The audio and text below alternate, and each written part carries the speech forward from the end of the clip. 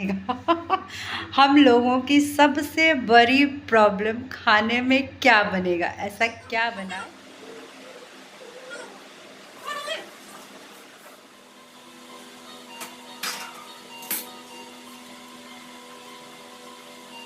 चलिए, बन के हो गया है तैयार। कुछ लोगों के लिए इसको भी फ्रिज में स्टोर करके रख लेंगे। ये जब आएंगे पीने का इच्छा होगा तो दोनों भाई जब आएंगे तो इन लोगों को दे देंगे। फिलहाल ये मेरा हो गया है तैयार 3 ग्लास। तो ये डुगू के साथ बैठ के मजे लेते हैं इसके। पहले पी ले इत्मीनान से, फिर उसके बाद सफाई बताया आपको, वो सफाई अभी करनी है। ठीक है, एक तो गर्मी से ना क्या ही बताएं, हालत हो रखी ख़राब।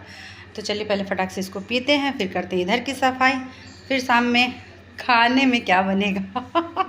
हम लोगों की सबसे बड़ी प्रॉब्लम खाने में क्या बनेगा, ऐसा क्या बनाए कि सब लोग खा लें। ठीक है, तो आज तो भाई मेरे पास जुगाड़ है। मैंने आज दोपहर में सुबह में बनाई थी भिंडी की सब्ज़ी, तो वो जितना खाया थोड़ा ज़्यादा ही बन गया था, तो उसको रख दिया है फ्रिज में। और कल दूध फट गया था तो उसकी मैंने बना दी थी पनीर, तो वो पनीर भी थोड़ा सा रखा हुआ है।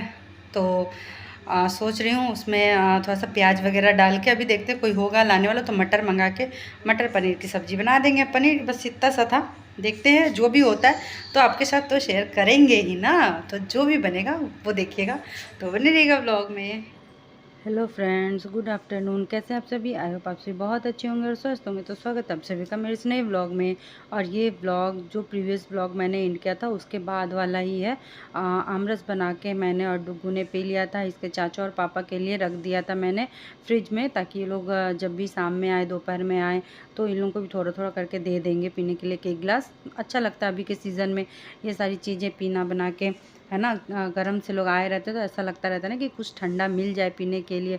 तो इनको तो वैसे मीठा है, थोड़ा सा चीनी डाल दिया था मैंने इसमें, तो अवॉइड ही करें, लेकिन 1 गिलास पी लेंगे कोई दिक्कत नहीं है। थोड़ा सा और इसमें हल्का सा पानी मिक्स करके या बर्फ़ डाल देंगे और इनको दे देंगे पीने के लिए। और यहाँ पे मैं लग गई थी किचन की साफ़ सफाई में। ये जो बना हुआ है दरवाज़ा, तो इसका भी डस्ट वगैरह बहुत था और काफ़ी दिन हो गए थे। मुझे याद आ रहा है शायद होली के समय में मैंने सफाई की होगी, उसके बाद से मैंने किचन की उतनी अच्छी से डीप क्लीनिंग नहीं की थी। नीचे वाला जो ये पोर्शन है जो काउंटर टॉप है वो तो हमेशा ही क्लीन हो जाता है, और ये नीचे जो टाइल्स वगैरह दिखते हैं ये भी कभी कभी बीच बीच में 2 हफ्ते में 1 हफ्ते में, मतलब जब भी मुझे ऐसा टाइम मिलता है मैं इसको साफ़ कर ही लेती हूँ। लेकिन ये ऊपर वाला जो रैक है उसको होली के बाद ही, होली के समय में ही किया, तो उसके बाद नहीं किया है। तो यहाँ पे खाना बनता है, तो खाना जो बनता है तो सब्जी वगैरह की सब चीज़ की झाड़ जो निकलते हैं, तो यहाँ पे बहुत ही ऑयली ऑयली हो रखा था। तो फिर उसको रगड़ के बिल्कुल पूरा अच्छे से चाकू से मैंने छुड़ाया है। ये गलती हो गई यहाँ पे, ये वाला जो है ना रैक नहीं डलवाना चाहिए था मुझे। लेकिन ये था कि फिर डब्बे कहाँ रखते हैं। अभी किचन में भी देखिए बहुत सारा काम होना है। अभी ये जो भैया लगा के गए हैं दरवाज़ा, तो इनसे भी बात किया हुआ है कि नीचे भी कुछ बनेंगे वहाँ पे सेल्फ वगैरह, और लकड़ी के दरवाजे वगैरह लगेंगे। और मैंने एक अलग से सेल्फ कहा है बना के, कबर्ड जैसे होता है वैसे बना करके, और इस तरफ देने के लिए कि मसाले के डब्बे वगैरह होते हैं, जो भी छोटे मोटे चीज़ें होती हैं, दाल वगैरह के डब्बे होते हैं, मसाले डब्बे होते हैं, ये सब रखने के लिए एक मैंने इस तरफ में बोला है उनसे। तो उन्होंने कहा हाँ ठीक है, बन जाएगा, बना देंगे। तो देखते हैं, पहले फ़िलहाल तो ये अभी काम हुआ। और ये देखिए यहाँ पे पानी गया था तो मुझे करंट लग गया था, थोड़ा सा इसमें लग रहा था कि जैसे झटका लगा मुझे। फिर मैंने इसको लकड़ी के उससे बंद कर दिया है। तो यहाँ पे लगभग मेरी किचन की मैंने बहुत अच्छे से पूरा क्लीन कर लिया। ये हुआ तो ये काम हुआ, तो इसी बहाने ये काम भी हो गया क्लीनिंग वाला। तो अच्छे से कर लिया मैंने किचन की सफाई।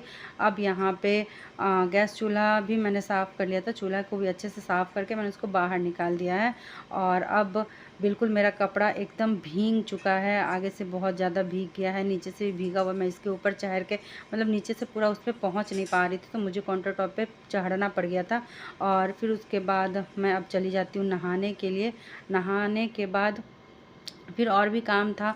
नहाने के बाद मैंने कर ली थी शाम की आरती, और टाइम हो ही गया था। टाइम क्या, मतलब कि 4:30-5 बज ही गए थे मुझे साफ़ सफाई करते करते। फिर नहाया है, फिर कर लिया है मैंने थोड़ी देर रेस्ट करके आरती। और यहाँ पे मैं चली आई सब्ज़ी बनाने के लिए।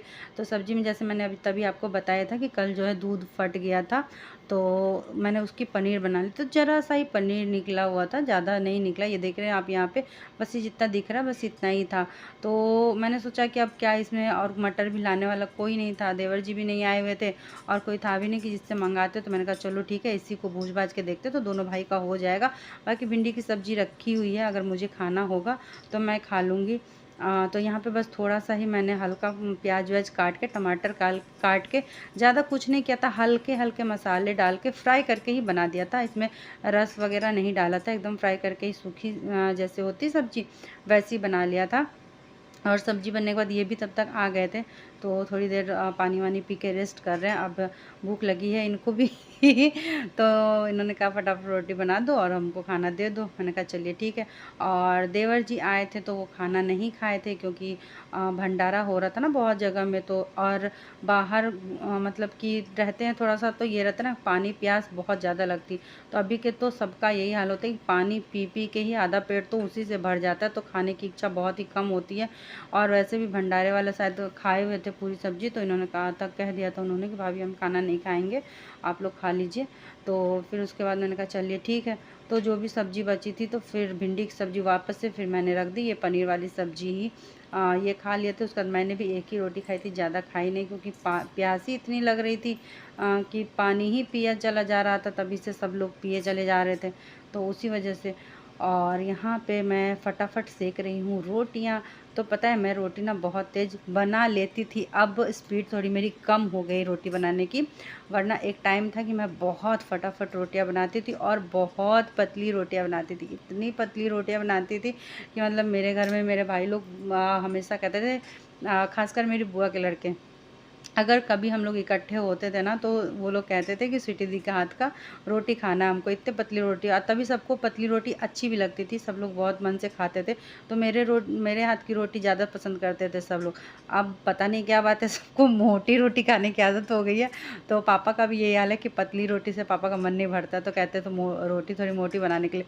और पहले, शादी के पहले ये था कि अगर रोटी मोटी बन जाती थी तो इतना गुस्सा करते थे, लेकिन अब खुद ही थोड़ी सी मोटी रोटी खाते। इतनी हल्की रोटी कहते पता ही नहीं चलता है कि रोटी खा रहे हैं कि क्या है। तो अब लेकिन मेरे से भी अब उतनी पतली, जितना पहले मैं बना लेती थी उतनी पतली रोटी तो अब मेरे से भी नहीं बन पाती है, थोड़ी मेरी रोटी मोटी हो ही जाती है।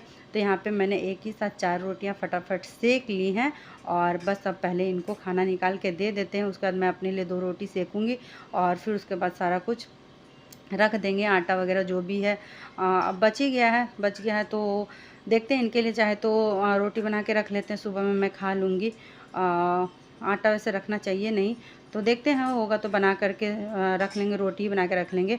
तो यहाँ पे हो गया था खाना पीना। तो ये छोटा सा ब्लॉग आप लोगों को कैसा लगा कमेंट करके ज़रूर बताइएगा। फिर मिलेंगे एक नए ब्लॉग के साथ, तब तक के लिए bye bye, good night, take care.